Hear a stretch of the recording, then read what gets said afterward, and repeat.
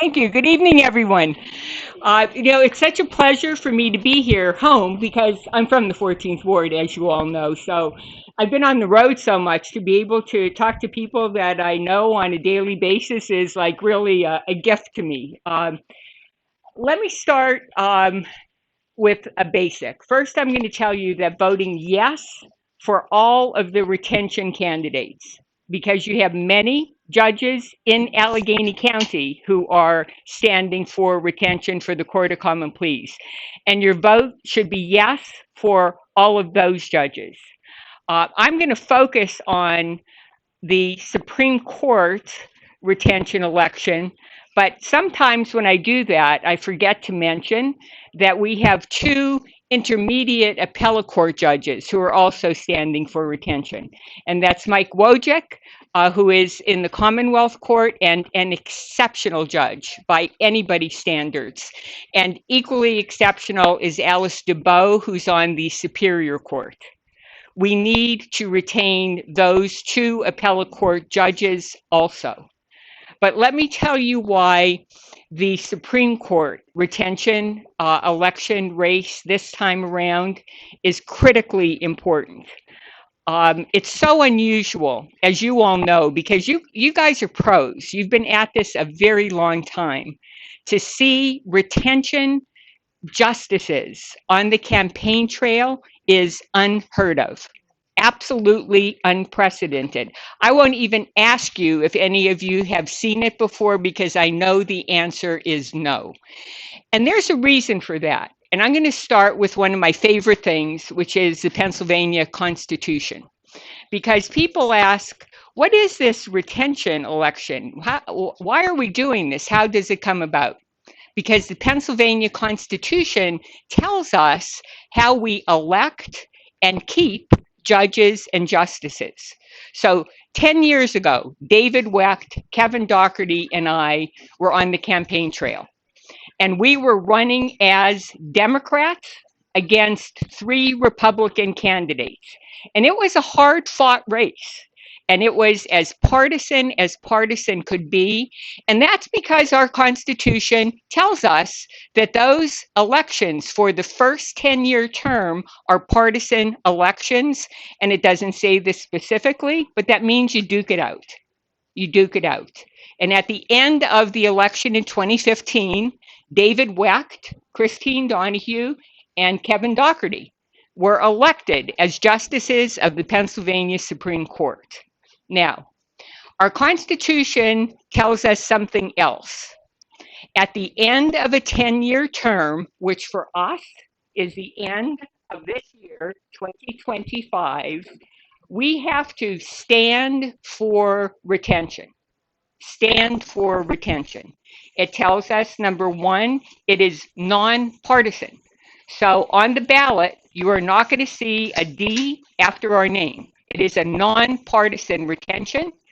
It also says that we're separate from everything else that's on the ballot. Now, that creates an issue because that means likely in this retention election, in mail-in ballots, we could be, probably will be, on the back of the mail-in ballot.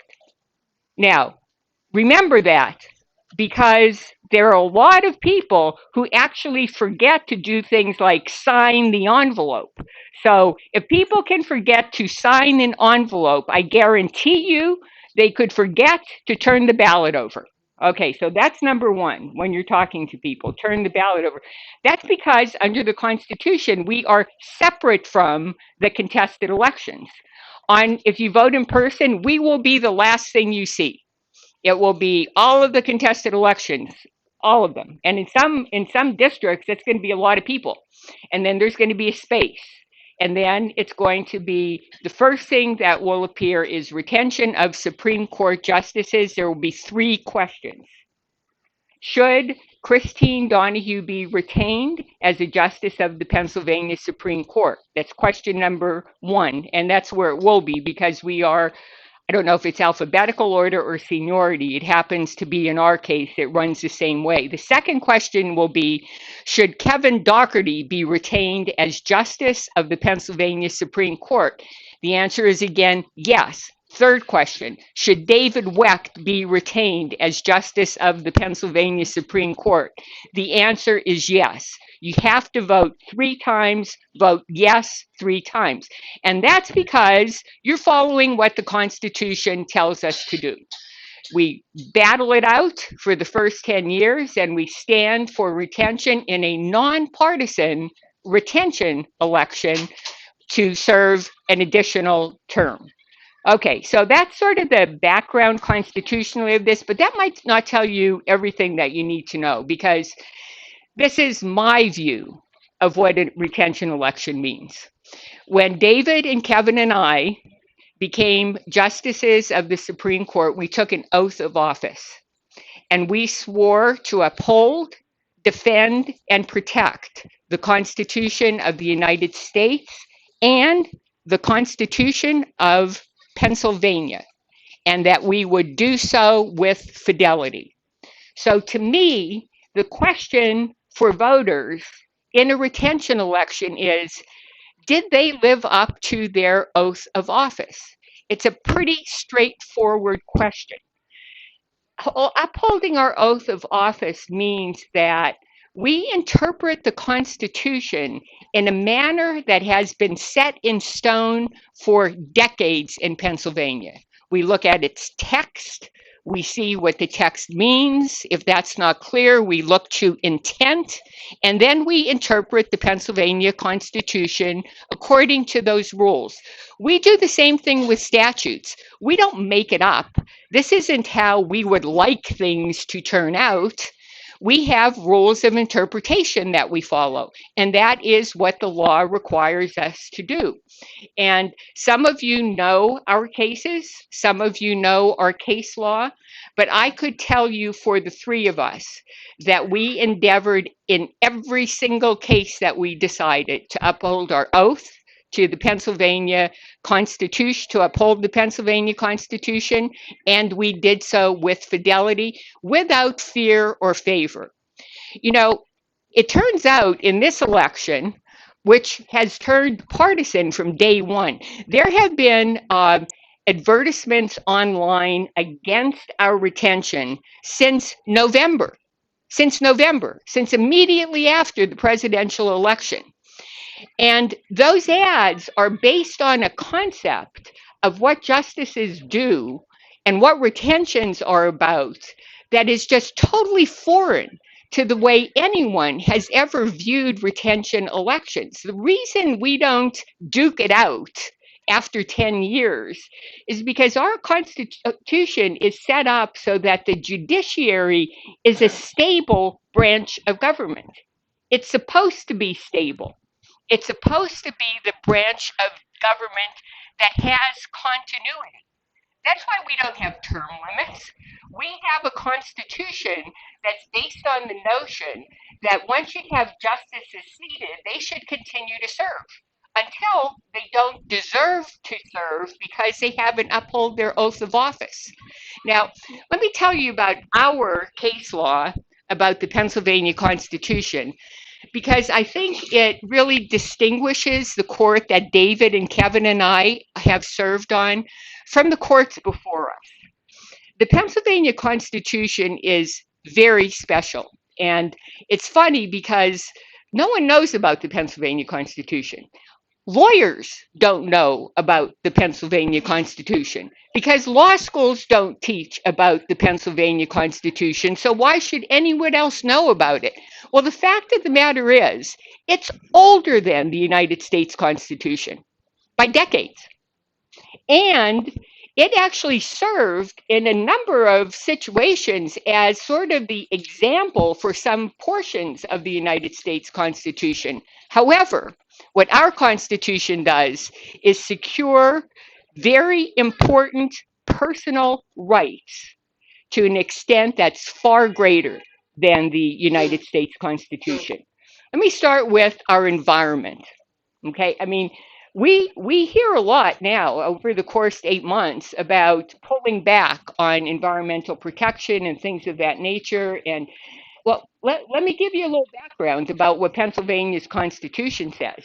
It says you are entitled to clean air, pure water, and to the enjoyment of the amenities that Pennsylvania has to offer. The aesthetic values, the historical values. Our Constitution guarantees the right to enjoyment of our environment. We were the first constitution in the United States to have an environmental rights amendment. It's a huge deal. It's a huge deal. And even now, it's only a minority of states that protect the environmental rights of their citizens.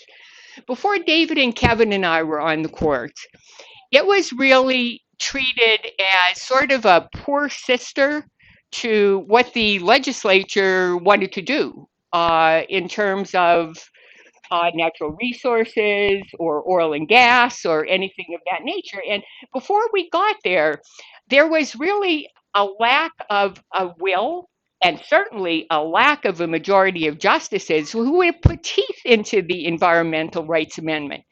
And we did that within 3 years of being on the Pennsylvania Supreme Court. Within 3 years. And it's easy because go back to what I said. The first thing we do is we read the words of the Constitution. That's where we discern what the Constitution is guaranteeing. And I'll just very briefly, I mean, the challenge that was brought to us, I mean, it had been before the court at least 3 times before we got there, same challenge. A couple of opinions on it went back down to the Commonwealth Court, up to us. And finally, when it got to us this time around, the challenge was pretty darn simple. Environmental groups said to us, you know, the Commonwealth is leasing oil and gas rights on public lands. And okay, you know, you get it. I mean, it's a resource and it can be tapped, and there are assets that can be gained from that. But what was happening is that proceeds from those oil and gas leases were not going back into the environmental protection. They were going back into the general fund to be used for whatever the heck it was that the legislature wanted to do with it. And we said, no, wait. The Constitution says you, the legislature, you, local governments, all of you are trustees of those natural resources. And if you're going to use them, you have to pump back into environmental protection and goals any money that you earn from the use of those resources. And it's not like Pennsylvania does not have a lot of environmental problems. I grew up in the anthracite coal regions. Many of you know this. My dad was a coal miner. My mom was a seamstress in a dress factory. Where I grew up, water that flowed in streams and rivers was red because of acid mine drainage.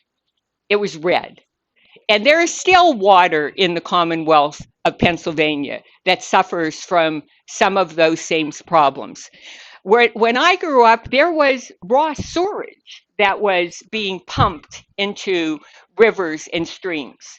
And, you know, so if anybody suggests, oh, we don't have any environmental problems in Pennsylvania that still exist, we have environmental problems that have existed for the last 70 years, and we just create new ones every year. So to the extent that the environment needs to be protected, the Pennsylvania Constitution is there for you to protect it. So says the Supreme Court of Pennsylvania. And it took us a while to get there, but we are there. We have in Pennsylvania an Equal Rights Amendment. Ladies, that Equal Rights Amendment is directed toward no discrimination based upon the sex of an individual. Okay, now, when we had the very first Equal Rights Amendment in the United States. And you know where it came from? There was the move afoot. Many of us are old enough to remember when there was still a live attempt to get an Equal Rights Amendment in the United States Constitution. It's never happened. Okay. However, In Pennsylvania, it happened because it wasn't happening at the national level. And so we were the first state to adopt our own Equal Rights Amendment. And for a number of years, the courts interpreted it appropriately. But here's the rub. In the first years that it was being interpreted, you know who benefited? Men. Men. You want to know why? Because I'll give you an example. Custody laws were geared toward protecting a mother's custody rights. And if there was any question about custody, it was going to go to the mom. And that was just part of the law. And our court, back in the day, this is the early 1980s, said, no, that violates the Equal Rights Amendment. Yet lo and behold, and I believe it's the first time the issue came up where it was going to protect a woman's rights, it had to do with our Medicaid statute in Pennsylvania, which is still the Medicaid statute we have today. And under that Medicaid statute, which was adopted by our state legislature, it paid for every single reproductive rights procedure that was available to a man. Anything that a man needed in terms of health care regarding reproductive care, it was paid for under the Medicaid Act, still is. However, what the Medicaid Act did is it said it wouldn't pay for abortions. Okay, now what the Pennsylvania Supreme Court said in 1984 is, hey, makes sense. It's because of biology that women have children and therefore they would need abortions. And how could it be discriminatory if it's based upon biology? I wrote the opinion overruling that case. I mean, think about the absurdity of that statement. Biology is what makes a woman a woman. Biology is what makes a man a man. The Equal Rights Amendment says you don't discriminate because of the sex, which sex is determined by a biological factor. So, I mean, we overruled that decision, and it took however long that would be, about 18 years for that case to come back to us. And we said, that is not what the Equal Rights Amendment says or means, period. And so we sent that case back to the Commonwealth Court to do what it does because they were the trial court in that matter, and essentially wrote, in our opinion, that it is going to be extremely, extremely difficult under any circumstances to uphold that kind of restriction that's put in place by the legislature. So, was the court that David and Kevin and I came on to different? You bet it was. And the case you will remember, and it's the last example that I will use, which is the challenge that was brought to us. And the challenge was to the congressional districts that were drawn after the 2010 census. So the maps were drawn in 2011, and year after year after year, congressmen were elected, and they were congressmen, and they were 13 Republicans and 5 Democrats, year after year after year. Now, at all points in time, Pennsylvania has been a purple state. It is not a 13 Republican, 5 Democrat congressional delegation. And so a challenge was brought. See, the lines that were drawn were so preposterous that nationally, they were a laughingstock. It was Goofy kicking Donald Duck, which is the 7th congressional district, which after we drew the map happened to be won by a female Democrat. Okay, that's what happened. After we redrew those maps, and let me point something out to you. When we declared that map unconstitutional, the one that was drawn in 2011, we asked the legislature to draw another map. We gave them parameters to follow, the kinds of requirements that had to be met, and they refused to do it. So we did what we said we would do, which is we drew a map. And we didn't draw it on our own. We had expert advice, and we had briefing and things of that nature. After we drew that map, number one, nationally, it was an example that was used as how you could draw fair districts. Number two, the proof was in the pudding. The first election after we redrew the map, we elected 9 Democrats and 9 Republicans, because that's what Pennsylvania looks like. That's what Pennsylvania looks like. So, have David and Kevin and I been impactive? Yes, we have been. But that's not a criticism. That is not a criticism. That is something that should be applauded because we took the opportunity. Thank you. We took the opportunity when given to us to apply the Pennsylvania Constitution. There is nothing negative in that statement. That was our job, that was our oath, and that's what we did. Now, there's no way to explain what's going on now other than an attempt to make sure that David, Kevin, and I do not continue to do what we're doing. You could put any other kind of blush on it, any kind of blush that they try to put on it. They don't like what we did. They want people in our seats on the Supreme Court who will do what they want. We don't operate like that. The Supreme Court of Pennsylvania doesn't operate like that. We don't serve with fear or favor. That's not what we do. And so, this notion that you should just vote no and then give us a chance to elect our own people is just totally abhorrent to the way the Constitution is designed. Let me tell you what happens if David and Kevin and I are not retained. That will mean that the Supreme Court will only have 4 members for the rest of this year, more or less, because although we can serve until the end of the year, we would never be able to decide cases that we heard, because it takes months to get a case out. Definitively, the Supreme Court will only have 4 members all of next year, 2026, all of 2027, and not until somebody is sworn in 2028 will you have a fully constituted Supreme Court. I don't have to tell you people this. You guys are pros. To not have a fully functional Supreme Court during the 2026 midterms elections is chaos. It is totally chaos. I can only work on past experience, although it's not necessarily a prediction of future results, but past experience tells me and everyone else that every election cycle since the mail-in voting law has generated dozens of challenges to votes that were cast in attempts to get those votes thrown out.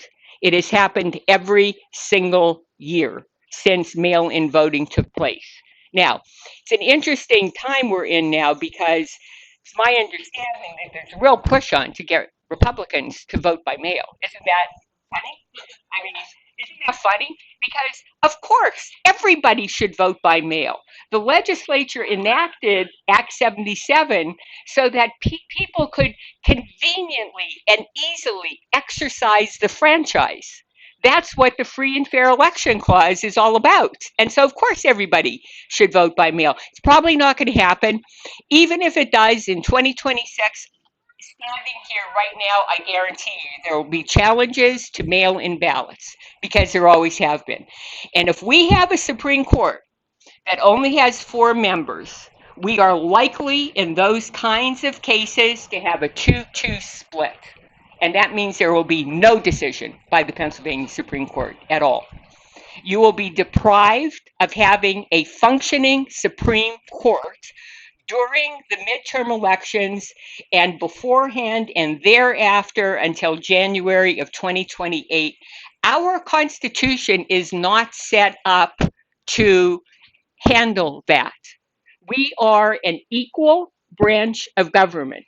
We are an equal branch of government, and you are deserving of having an equal branch of government that functions fully year after year. And if we are not retained, that is not going to happen. So we have a problem. We have a problem with people, and I don't know how to refer to them, on the other side because I'm not actually certain who they are, considering this is supposed to be a nonpartisan election. Republicans should hear what I'm saying and say, you know what, that's right. But this is not going to turn out that way likely.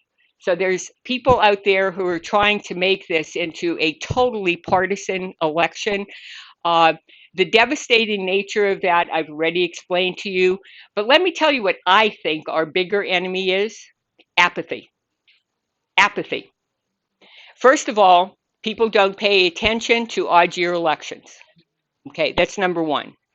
Even if they do, they never pay attention to retention elections because no one has ever had to think twice about the issue of retaining justices. And so I've spoken to lawyers who are just of the view, oh, not a problem. Oh, Christine, you're in, not a problem. They're wrong. They're wrong. They are wrong. David and Kevin and I can lose. That is a fact. I am telling you that as much as I wish I could tell you that is not possible, it is possible. And I know how good you are at getting out the vote. I mean, you guys should, be on a mountain somewhere. 14th Ward should be carved somewhere because of your ability to turn out the vote. You got to turn it out this odd year election. You need to turn it out for these retention elections. It's funny because in the next couple of weeks, I'm going to spend like 3 or 4 days in the Northwest counties. And I'm going to be talking to groups of people and begging them to get the vote out. If they get every possible Democratic vote out in their counties, they will not meet what you will do in the 14th Ward. And that is a fact. And that's why I'm just telling you something I think you already know. Your energy and your ability to get people to the polls is just critically important. With Sam Hens Greco, I'm not sure all of you quite appreciate what a reputation Sam has in the Commonwealth of Pennsylvania for his ability to understand how you get votes out, how you make sure that mail-in ballots are out, that you look at who's put them in and who's brought them back. He's really been really an example for many other larger counties who haven't done that for as long as you all have been doing it. And so what we need to do this time around is just make certain that every single possible effort that can be made to get, we don't even want 6 voters not to cast a ballot in any district. I'll give you 2 maybe, and that could be health reasons on the day of the election. And then I'd ask you, why didn't they get a mail-in ballot? Okay. But all of those things being said, I feel as though I'm preaching to the choir because I'm talking to people who inherently understand the importance of the judicial branch of government and who inherently understand that we are an independent, separate branch. We are independent of the legislature and the executive, and it's critical to keep it that way. And so we need a fully functioning court with David, Kevin, and I on that court so we can continue to do what we have been doing, which is upholding the law and the Constitution of Pennsylvania. And I thank you for your attention. Thank you. Well said.